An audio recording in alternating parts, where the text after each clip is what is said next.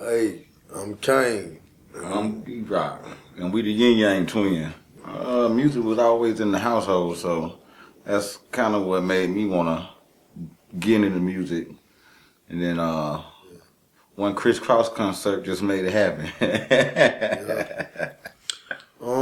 Pretty much my situation just like D-Rock's, but the only difference was my mama was playing everything. She was playing everything. Leonard Skinner, Peter Frampton, all type of music way before hip hop hit the house. And music was it was fun. For poor people who ain't had no money, my mom used to always crank up the radio for the weekend and everybody get together and just have fun listening to that music and dancing and stuff. That was the big high. It wasn't hip hop. It was more or less Michael Jackson just was a big part of mine. And like I said, I went to the Criss Cross concert. I was a real big Criss Cross fan. So I seen their concert and I felt I could do the same thing too. Do it. As far as hip hop is concerned, I got an older sister. She's 41, and we like all the same rappers. Like I'm like a junior baby hip hop junkie. You know what I'm saying? You name it, I claim it. Big Daddy Kane, Kwame, KRS-One, BDP, all the hip hop. It was all in the same perspective. It feel good. The songs are good. The content of the song, and it plays a major part still today in us and the music we make. We were basically hitting the streets, out here networking. Back then the internet wasn't popping like that, so it was like you make your flyers and pass them things out. Hand to hand. My mom said, I've been singing since before I learned how to walk, so she always said she knew I was going to do something with some music, because I got cerebral palsy, and I didn't walk till I got 2 years old. She said I used to be sitting in the high chair singing Bounce, Roll, Skate. So she turned the radio down. I'd be sitting there to my bounce, roll, Kate,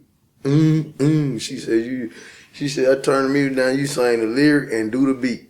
That used to trip me out. And that's still a fun part of my mind where I come up with a lot of beats and I'm always word playing, brainstorming, playing with words. That's my playground. That's what I like to do. I ain't really into a lot of other things. In the hip hop culture, being an MC, I think the responsibility of the role is to educate the masses through demonstrations of music or lyrics or whatever you choose to use to express yourself. And, I always considered music or rap to be pieces of literature that are composed to have you from a viewpoint of a freedom of speech state of mind. Because talking is talking, but when you set out to do songs, then it's a conversation, but it's to a beat. You know what I'm saying? It's talking is boring. Talking to a beat is interesting. Because you can have a real conversation with people all day, they don't want to listen. You put a beat behind it, though, they want to listen. I just enjoy doing it. So, I really don't think too deep into it like that. It's something I love doing, so that's how I look at it. Keeping it going. That's the name of the game. Whenever you're doing anything, nothing starts to stop. When you start something, you got to carry it out until it finishes. Breaking real records.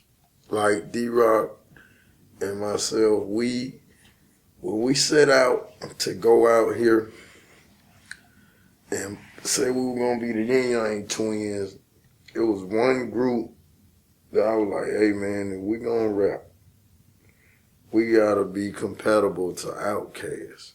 Cause at the time, they were the only thing, you know, that had made it to the forefront for Atlanta.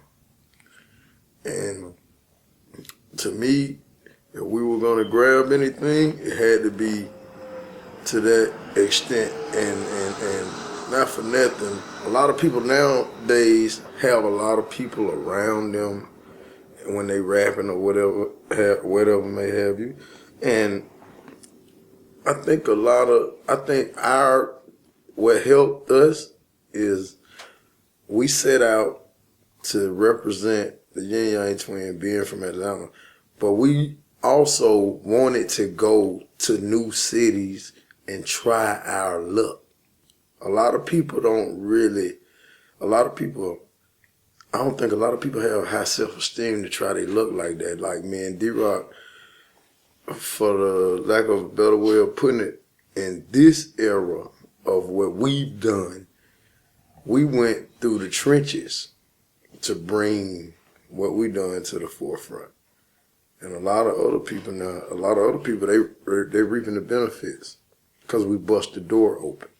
I think eventually one day we'll go down as one of the greats, because the way we do music, we're very enthusiastic about our music. And the difference of when we doing music and when we having conversations is as follows: what we doing right now.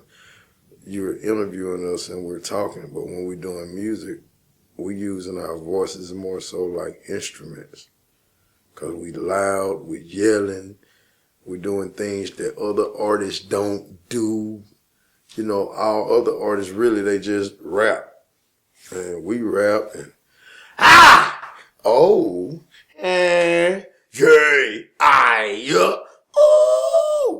that. And that plays a major part in the role that we've created in the industry as far as being the Yin Yang Twins. That's why I think no one will ever really be able to step into our lane. There's been some nice interpretations of what we do, but we have the oomph. You know what I'm saying? And you gotta have oomph. And I think in the last couple of years, a lot of the artists, they're good, but I believe a lot of people are scared to try themselves. You gotta try yourself. You know what I'm saying? One time, you know what I'm saying? You gotta try. And that's what I believe people love us most for, because we go all out.